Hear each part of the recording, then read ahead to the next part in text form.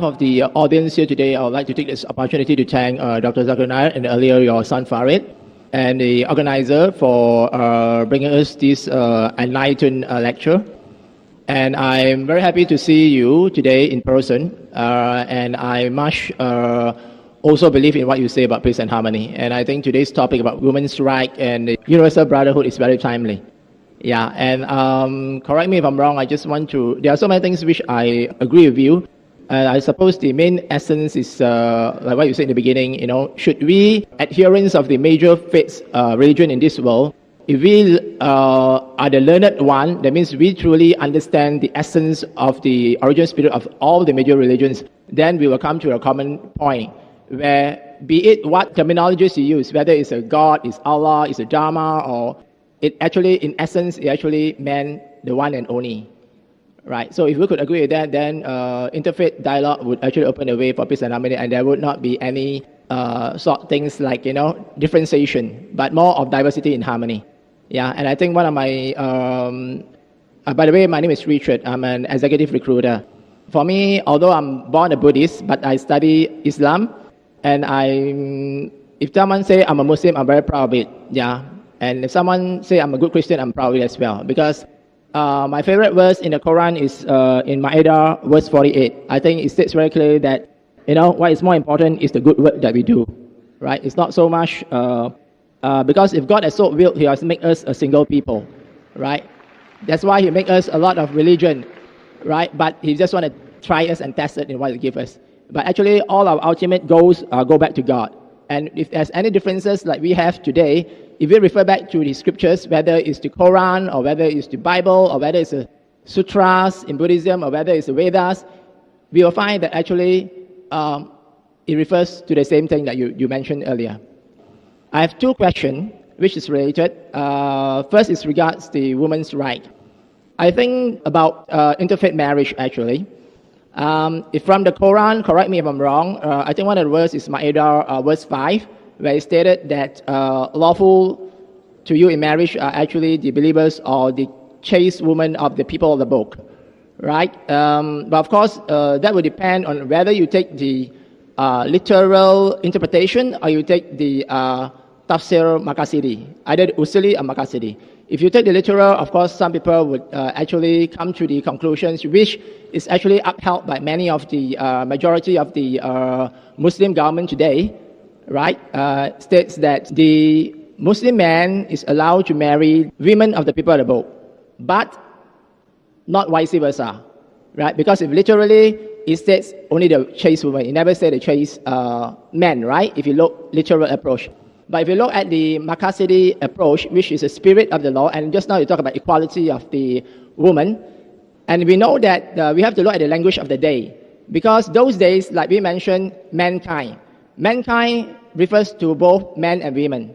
Just the same thing we mentioned chairman, it actually can be a woman. That's why today we rather use humankind and chairperson.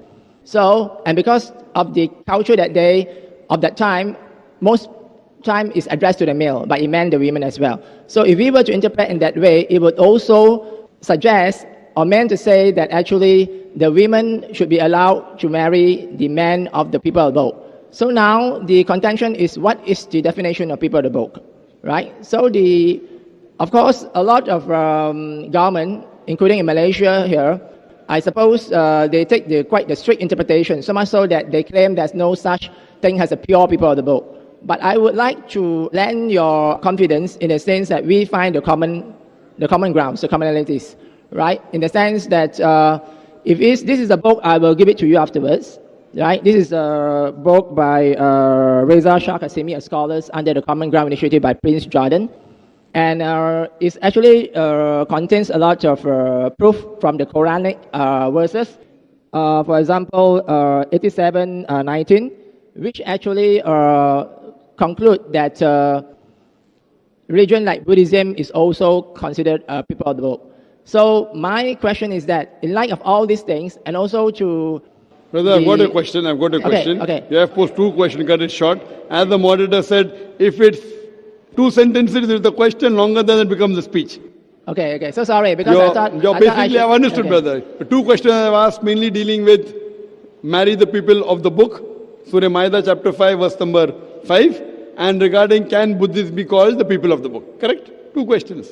Okay. So okay. So let me answer. Okay, I just confirm. You want to ask one more question? No. This I just number one is the women, Muslim women, in light of the truth of the Quran, should be allowed to marry. I understood that. I got the question. No need of repeating. My Okay. memory is, mashallah, very good. Okay, thank you very much. Thank you very much. Okay. And before the question, you made a statement. I'll comment after my answer. Before you gave the 2 questions you asked, you made some statements. I'll comment that after I give the answer to it. Even that I remember. Okay. Thank you very much. Coming to a question that the Quran says in Surah Maida chapter 5 verse number 5, that lawful for you on this day is the food of the Ahle Kitab and the women of the Ahle Kitab who are chaste. So based on this, a Muslim man can marry a chaste woman from the Ahle Kitab, but why isn't the vice versa not allowed? His interpretation is many a time when word is used, chairman, it includes even woman can be chairwoman. When you say mankind, it means humankind. Quran in Arabic language is the same. When they say for man, many a times, most of the times it's included, but not always. But not always. For example, if I say as a doctor that a woman gives birth to a child, it's woman, it's not man. Many a times man includes woman, but not always. Similarly, in the Arabic grammar, when you know the gist, yeah, you are nas. Nas is actually male. But when I translate, oh, humankind, I say. So in Arabic also it's the same. When the male is referred to, female is included, but not always. And that you come to know by the context. In this verse, it does say, lawful for you to marry a woman of the Ahle Kitab. So woman never includes man in Arabic, never. When I say woman, it never includes man. When I say man, it can include woman. Do you understand? Do you understand or not? When I say man, many a times it can include woman. But when I say woman, it can never include man. Even in English language. When I say chairwoman, can it include chairman? No. When I say chairman, can be chairperson. When I say mankind, can be humankind. When I say woman's right, does it mean man's right? Does it mean? Okay, I agree. Even in English language, when I say woman, a man will never be included. When I say man, many a time women are included. Though in the woman the man is there. W-O-M-A-N. In writing, man is included in woman, but not in meaning.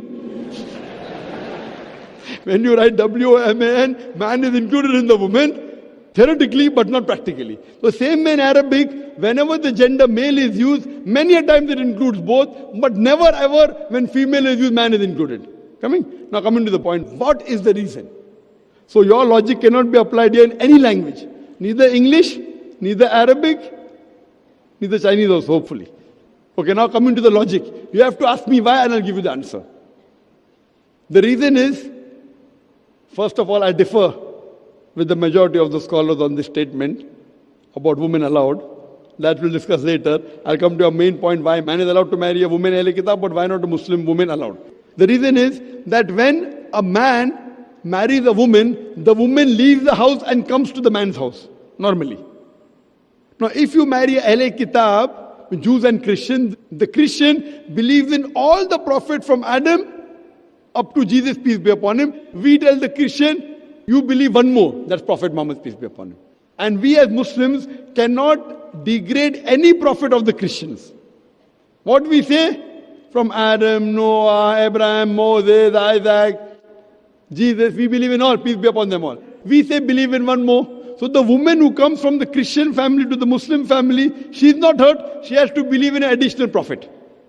If a Jewess comes, she believes in all the prophets from Adam, peace be upon him, Moses, peace be upon him.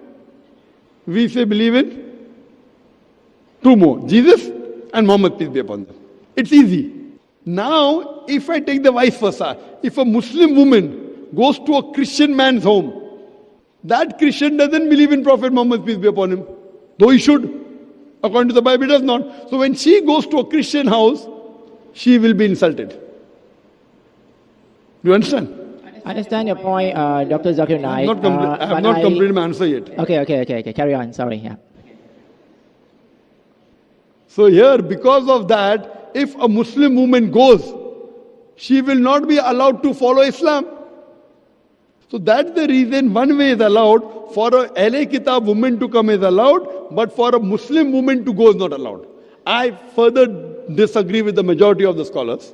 This verse of the Quran of Surah Ma'idah chapter 5 verse number 5 says, lawful for you the food of the LA Kitab and the women of the LA Kitab who are modest. But there's one more verse in the Quran in Surah Baqarah chapter 2 verse 221 which says that you cannot marry an idolatress until she believes. A believing woman, even if she's a born woman, is much better than an idolatress, even if she allows you. She may be a beauty queen. She may be the richest woman in the world. She may be the most beautiful woman in the world. To marry a slave woman who's a believer, who's a Muslimah, is far superior to marry an idolatress, even if she allows you. And the verse continues that do not marry an idolater until he believes. A slave man who's a Muslim, is a believer, is far superior to an idolater, even if he allows you. He may be the most handsome man in the world. He may be the richest man in the world. A slave man who's a believer is far superior. This is the verse of the Quran. Now one more verse of the Quran of Surah Ma'idah, chapter number 5, verse number 72 says, لَقَدْ كَفْرَ الَّذِينَ قَالُوا. They are doing kufr. Those who say that Jesus, son of Mary, is Allah. They are doing kufr. So one verse of the Quran says you can marry from the LA Kitab, who are modest. One verse of the Quran says you cannot marry those who do kufr, those who do shirk. Another verse of the Quran says, Surah Ma'idah chapter 5 verse 72-73, that they are doing kufr. Those who say Jesus, son of Mary, is Almighty God. Based on this, you cannot marry a LA Kitab girl who says that Jesus is God. So who can you marry? The answer is given in Surah Al-Imran, chapter 3 verse 110. كنتم خير أمة أخرجت للناس تأمرون بالمعروف وتنهون عن المنكر وتؤمنون بالله. It says that, O ye Muslims, they are the best of people evolved for mankind. Enjoy what is good and forbid what is wrong and believe in Allah. And the verse continues. وَلَوْ آمَنَ أَهْلَ الْكِتَابِ لَكَانَ خَيْرًا لَهُمْ مِنْهُمُ الْمُؤْمِنُونَ وَأَكْثَرُهُمُ الْفَاسِقُونَ. If the people of the book had faith, it would have been better for them. Among the Ahl Kitab, there are some who are believers, who are mu'min.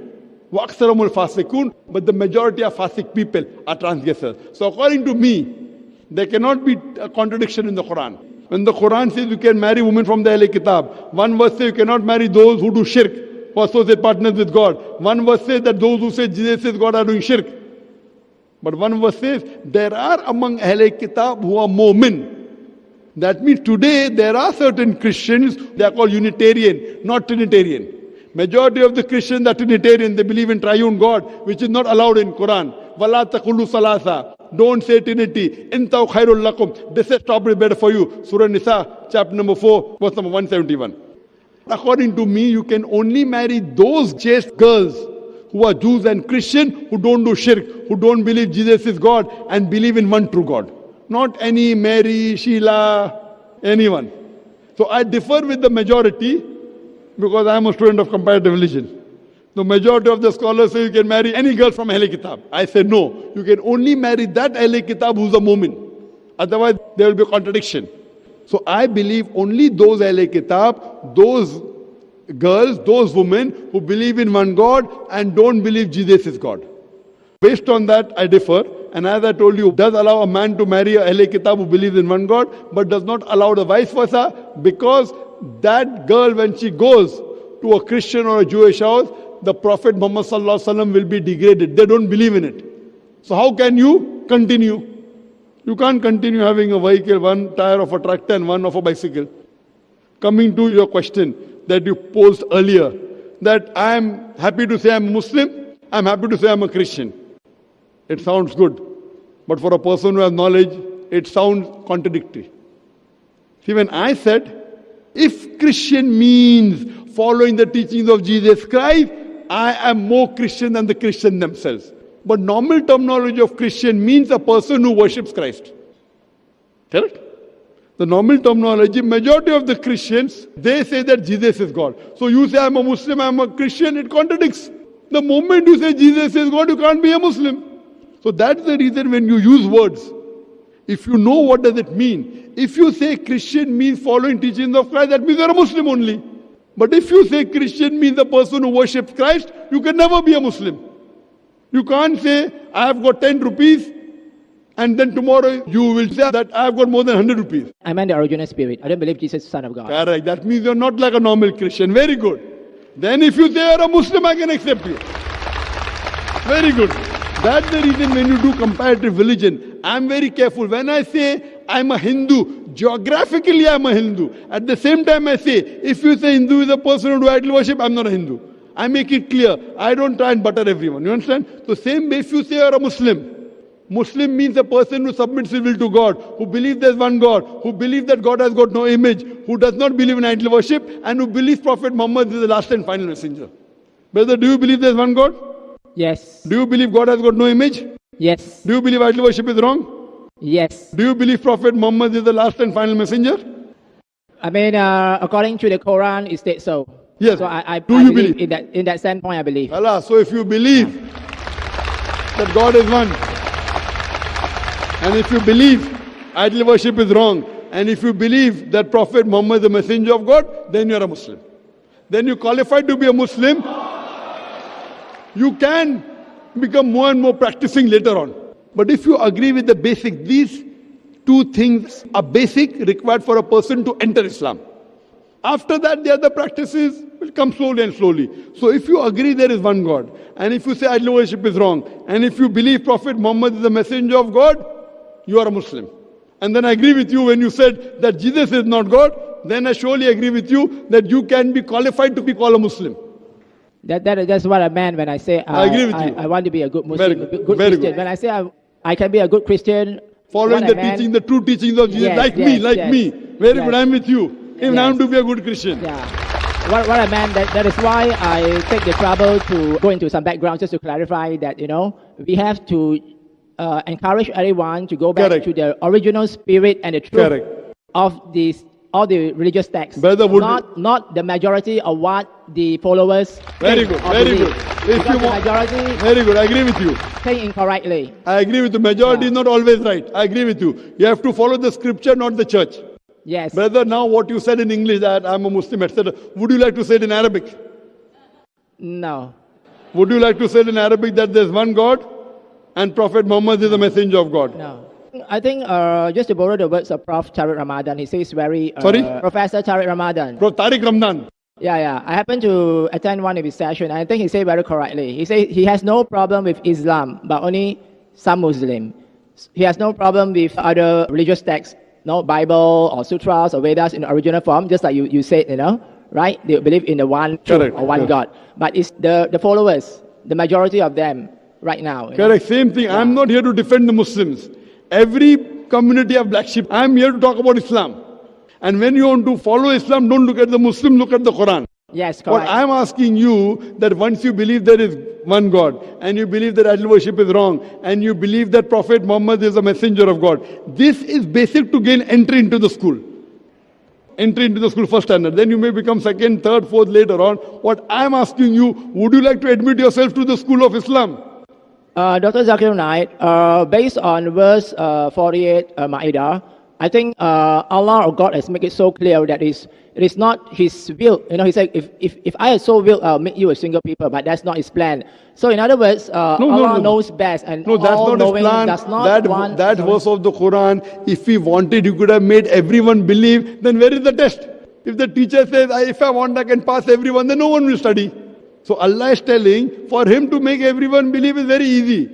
But because this is the test, as I quoted the verse of Surah Mulk, chapter 67, verse number 2, Allazi khalaqal mawta wal hayata. It is Allah who has created death and life to test which of you is good indeed. If He makes everyone believe, then where is the test?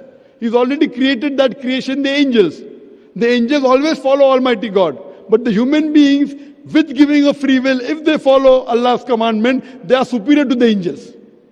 If after free will they disobey, then they go lower than the angels. In this aspect, I would rather interpret this passage as a differentiation between the people of the book and the mushrikuns. That means idolaters. I haven't come to your second question yet, people of the book. Okay. Your question of people of the book, I haven't come to it yet. Yeah. That's your second question. I answered your first question and I've given comments on what you spoke before asking the question. The people of the book, I haven't come to it yet. Okay. Can I just sum up on two common points that we share in common? Number one, I think you agree that most of the time, if not all the time, when Quran or any other text that we see, in those language culture, even today, when they talk about the man, it will also include the women, right? But that answer I gave you now, brother. Yeah. Again, you're coming back to the same question. Did you forget my answer? No. I agree. I just want to confirm. But when you say woman, the man is not included. I mean, allow me to go a little bit further. I have not answered your second question. You're asking me a third question. Because The moderator told one question at a time. First, you gave a speech which I had to comment on. Then you asked first question. Then you asked second question. I have not answered the second question. You're asking me third question. Dr. Zakir, please Brother, I would love don't, to- get, I would- don't get me wrong. I'm not getting you wrong. I'm getting you right. But the moderator said one question at a time. Go behind the queue. I will answer your second question. I would love to answer. I'll be here. Even if everyone goes, I'll be here.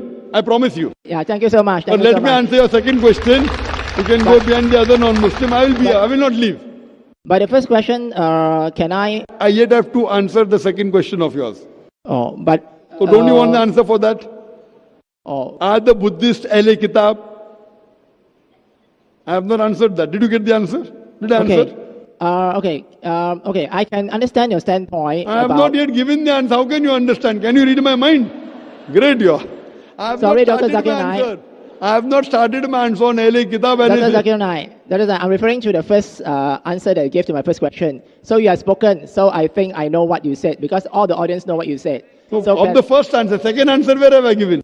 Because the first answer, I beg to differ in certain areas. So can you allow me to give my viewpoints? I mean, to be, two-way at the end of the queue. I'd love at the end of the queue. I'll give the second answer, then go behind the queue. I would love. But then there are about 7,000, 8,000, 10,000 people here. 4,000 in the auditorium, 6,000 outside. So you can go behind the queue. I'll just give the answer to your second question. The second question you posed that can we consider the Buddhists to be Ahle Kitab? Ahle Kitab in Arabic means people of the book.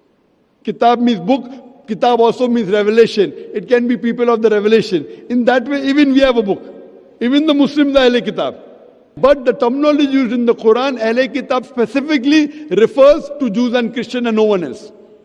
Ahle Kitab is the word meaning people of the book, but in context of the Quran, it only refers to Jews and Christians. We have many prophets, but when the Quran says, "O prophet, tell your wives and the believing women," it means only one prophet, Prophet Muhammad, peace be upon him. So if you know the language, you can understand that when the Quran says, "Oh prophet, do this," it is only referring to the last and final prophet Muhammad and not the earlier prophets. Similarly, Ahle Kitab means people of the book. Even Muslims are people of the book. In definition. But when Quran says Ahle Kitab, it does not refer to Muslims. It only refers to Jews and Christians. So at the time of the Prophet, this idiom, Ahle Kitab, was only used for Jews and Christians, no one else. There are many other people who have got revelation. There are many other religions which have got book. But in the Quran, it refers to only Jews and Christians, no one else.